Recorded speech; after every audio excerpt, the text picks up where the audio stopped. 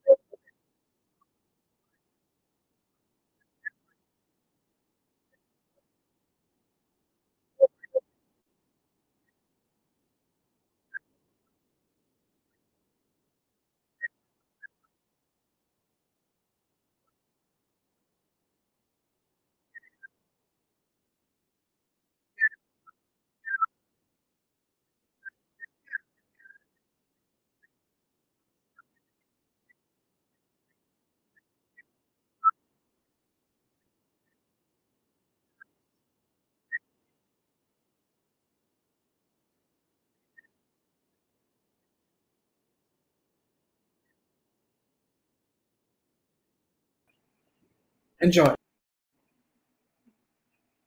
Hi, you guys. Thank you for joining us today. This is me, Hannah, and I work for Hershey Art, and I am one of the visual artists there.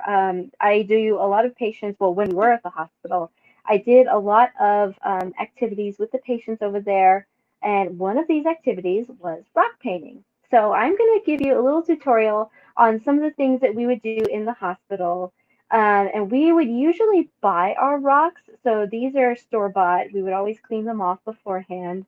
But you guys at home, if you're able to, you can actually use um, any rocks that you find outside. So these are actually rocks that I found in my backyard. My backyard has a lot of rocks. So I was like, okay, I'm just going to take these guys because this is round and I wanted to show you guys a project that has a nice that you can do with a nice smooth surface.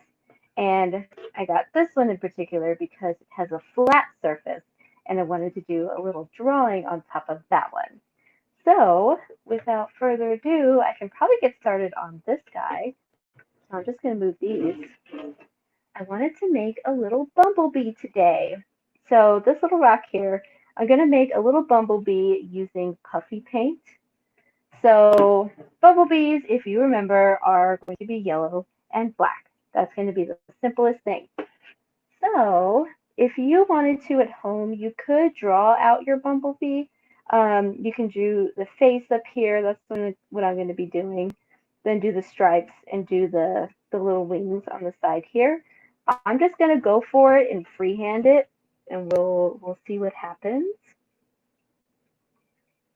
So without further ado, if I want to make straight lines, I take the puffy paint, squeeze out just a little bit, try and hold it upright if I can. See how it's puffy like that. Gonna make the face first, including the little eyes.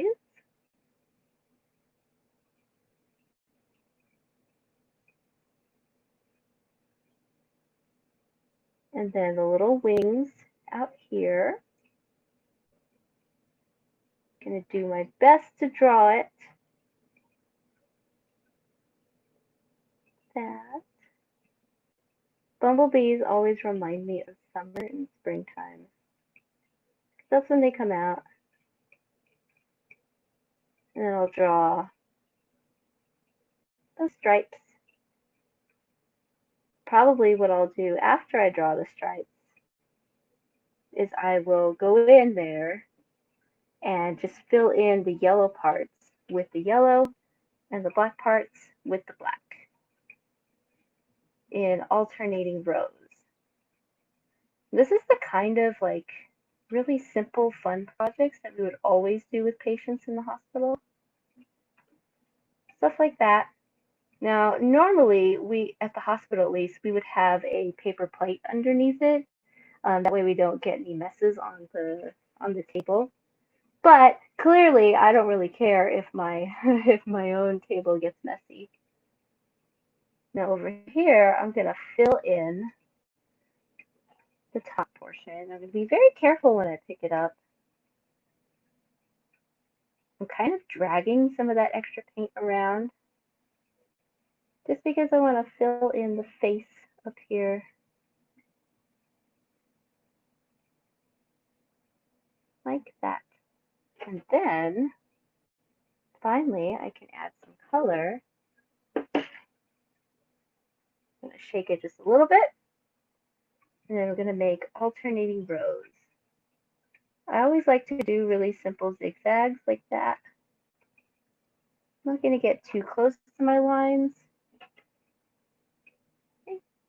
I'm not going to get too close to my lines just because I don't really want to touch them. Let's see. Alternating, so I can put some in there. There, and there, going around the wings. And then way back here. So that's a really simple design that you can do. Any age can do this one. I'm going to fill in this backside here. Fill in the parts that are supposed to be black. And I'm actually using like a black iridescent. So when it dries, it's going to get a little bit more shiny. There. Now I have a little bumblebee. This will probably take about a day to dry. Something like that. I don't quite remember what it was in the hospital, but we would always just kind of leave them in the plate and tell patients not to touch them for a while. So I'm going to set this guy aside, probably on my windowsill up here. Be very careful when you pick it up. Always have some napkins handy whenever you do these things, especially to wipe off the ends of your puffy paint too. My next little project, I'm going to set these guys aside, is going to involve a toothbrush, or sorry, not toothbrush, a toothpick, or if you are like me and you cannot for the life of you find any toothpicks in the house, use a paper clip, or you can use one of the ends of these little flossers over here, whichever one you have.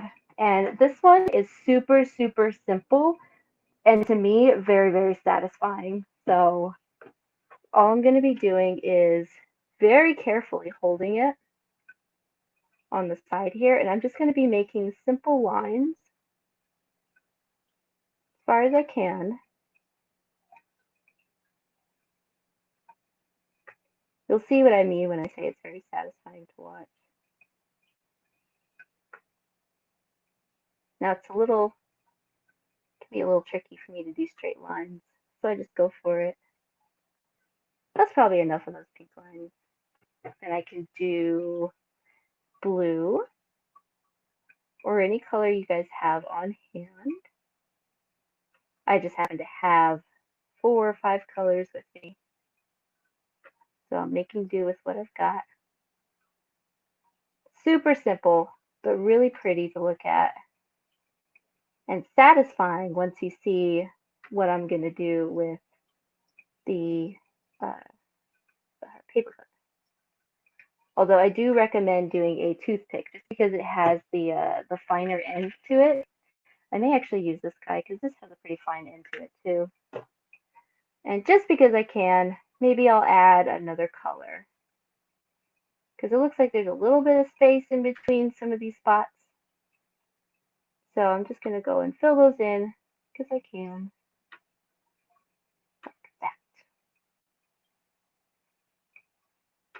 And if you guys ever do rock painting at home, we would love to see your pictures. I'm probably going to put these outside. Maybe I'll leave that bee on my windowsill. All right. So holding it very carefully, get your pointy object, whatever that may be, drag it across like that. That's super satisfying. Just to like watch the colors drag together like that. You can even go back, and if you miss some spots, start at the top, drag all the way down. Start at the top, drag all the way across. Like I said, super satisfying just to watch it. And because these are iridescent paints, they're going to dry to be super shiny. Did miss a little bit, few spots there. Watch out for what happens when you go over it like that. See how it kind of messes up the pattern a little bit. So watch out for that. And later, after it dries, if I wanted to go around with a border, I'm probably not going to do that now, but if I wanted to go around with a border, say maybe with black or even another of those same colors, just to kind of define it, I can definitely do that. But the reason I'm going to wait until it dries is because I want to be able to touch it without like worrying about it messing up. So I'll probably wait on that. But you saw how I made that little border right there. I can even fill it in a little bit by tapping or dragging some of that paint inside. But don't have to though, because it might mess up the intricacies there. So this guy, I'm going to set it aside, also on my windowsill, up there. And again, wait for it to dry. So these two guys, these are from the outside. So I'm going to show you a little trick that you can do only with this one first. I chose this one because it's much more round. It's kind of got a flat-ish surface, but it's really nice for turning around like that. So I can take one of these little sponge brushes, this one here, and I have acrylic paints, just the really cheap ones that you can find at Target or Walmart or something.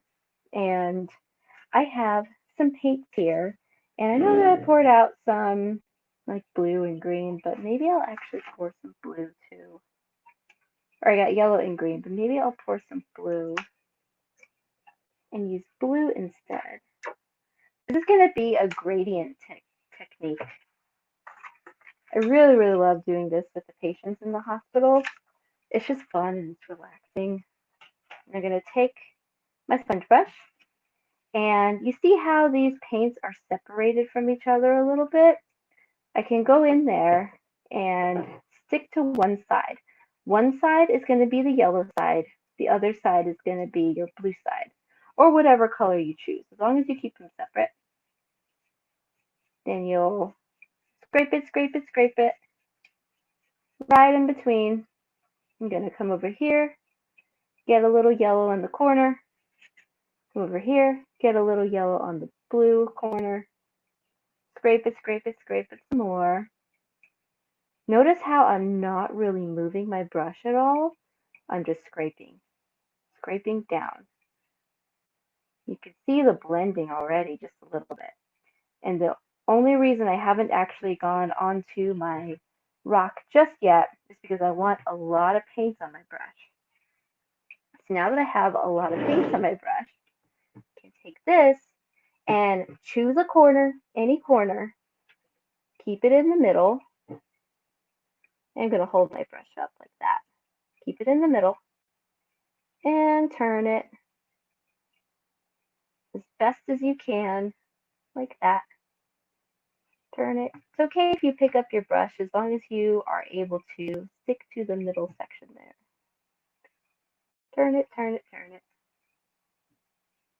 You see it blending. I'm not really moving my brush very much. The only thing I'm moving is the rock. And I'm moving outward a little bit, going off to the side just a little bit. And I'm noticing that this yellow here, it's spreading a lot. But I happen to know that I already want blue. I want some more blue there. So I'm going to take my brush, scrape a little more blue, and continue along, going down. And like I said, it's okay if you pick up your brush, but we want to try and keep the two colors separate as much as you can. It's okay if you have little divots in there and you want to take a corner and put a little bit in there.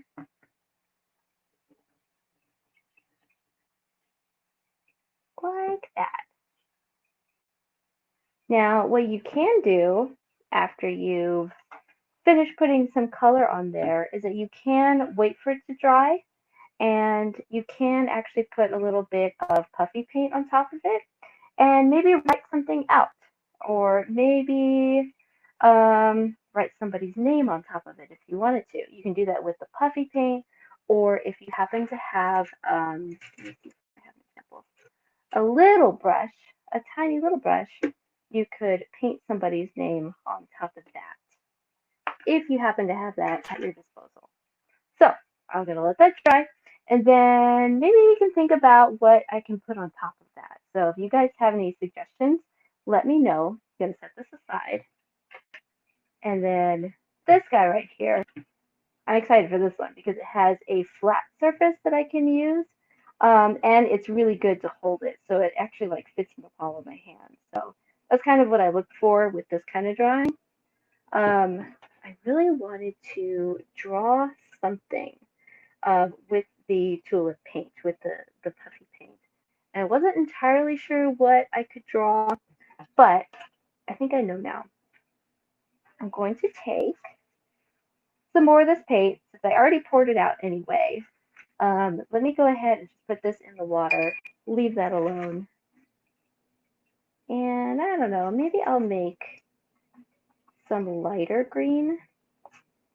I'm just kind of thinking of these things as I go. Maybe some lighter green. I'm going to make something very springtime because I miss the springtime. I wish it was not so hot. You can take any kind of flat brush, any color you want. I just chose green because I love green and it fits with what I'm going to draw on top here. Painting it. Paint brushes are actually really good because they get inside all the little crevices and little divots in here. And if you really wanted to, you could paint the whole thing, but since I'm only going to use the front surface, I'm only going to paint the front. But see that? Gets some really nice coverage in there. And I happen to love the painty look like that. So I'm not really going to try and make everything smooth. I really like the way it looks like that. I'm just pressing down really lightly just because I like that look. Have some of those dark spots. Keep that there. Now, I am going to let that dry for a couple minutes. So while I'm letting that dry, what should I write on this guy? Granted, it's probably only been like 2 minutes or something, but any suggestions? I can't really see comments. So, Richard, if you see any suggestions, let me know. Can't really see anything. But, I don't know, if nobody says anything, maybe I will just write a big monogram in the middle. My name's Hannah, starts with an H, so let's just go with that. Can use my puffy paint for that.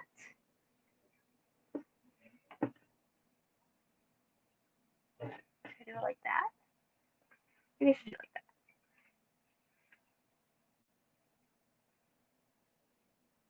that. Another little reminder for you guys is that I actually give lessons, art lessons, or I just do art with patients online. So if you guys ever are feeling like you want to learn something new, or you just wanted to join me for a little art session, you can watch me paint, or you can paint something with me, or draw something with me if you wanted to. We have a link on our website, so if you just go to our website and click on my name somewhere in there, you can sign up for a little lesson from me. Sometimes I just paint with people. Sometimes I teach people how to do a certain drawing. Sometimes people just watch me do art on the screen and we'll just have a conversation. We'll just talk. So here, I'm actually choosing to do little dots on the side.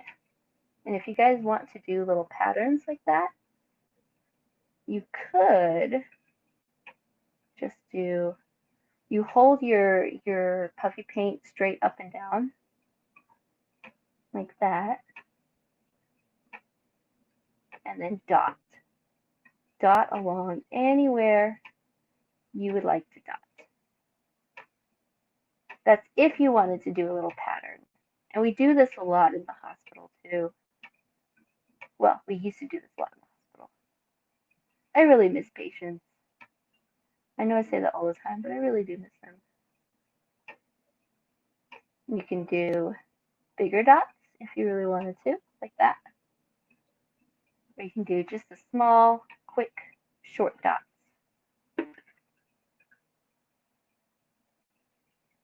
Any pattern. So that's how you do something like that. And now I can go back to, I'm probably not finished with this one, but I really want to get back to this guy right here. So I'm just going to set this one aside. So now, this was more of a springtime rock, and I decided I wanted to draw little tulips on top of it. So let's see how many I can actually like fit onto this little rock. I'm gonna shake up my little puffy paint here, and if you're gonna do any kind of drawing with the puffy paint, I do highly recommend you cleaning off your puffy paint container. Make sure that the end is clean. Going to hold it like that, kind of off to the side here. There's a U shape. Gonna crisscross. I'm leaving a big space so that I can scribble in my color.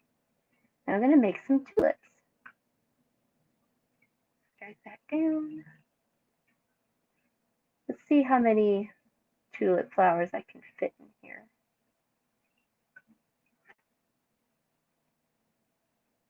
At least that's my rendition of tulips. Maybe I can fit one here. Big one. Like that. That goes down. Make some leaves. Now that's my little drawing. Set that aside. I can get, what color should my tulips be? Maybe like the brighter pink or the darker pink? I'm thinking the brighter pink, but if anyone thinks I should put this one in there, let me know. And then if you ever watch any of my videos, you'll know that I like to scribble. I'm not really a fan of making things perfect, because that's not what life is about. It's not about being perfect. So there you go. Scribble in my tulips.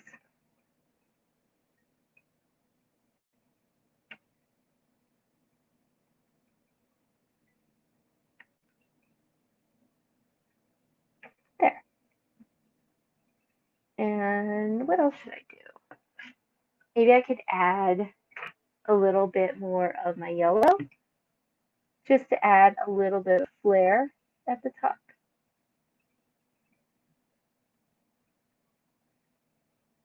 It's not anything really. It's just I just really, really love doing dots. That's all this is. Whenever you're doing dots, just hold it up. Make sure you hold the bottle upright, like that. Maybe I can make some of these dots taper down, like that. Now, if you guys do any rock painting at home, please let us know. I think I am finished with my little tutorial here. I want to show you guys side by side what I created with you guys today. This guy, the little tulip drawing, and the little, I don't really know what to call that technique, but there you have it with my monogram. Little toothpick, or what did I use? I used a little flosser and then my little bee. So again, these will probably take about a day or so to dry. So I hope you guys have fun with it, and I hope you guys, if you really wanted to, set up a appointment with me, and we can do rock art if you want to. We can pretty much do anything you want. So just let us know. Sign up in the link below, and thank you guys for joining us. Y'all have a wonderful day. Bye bye.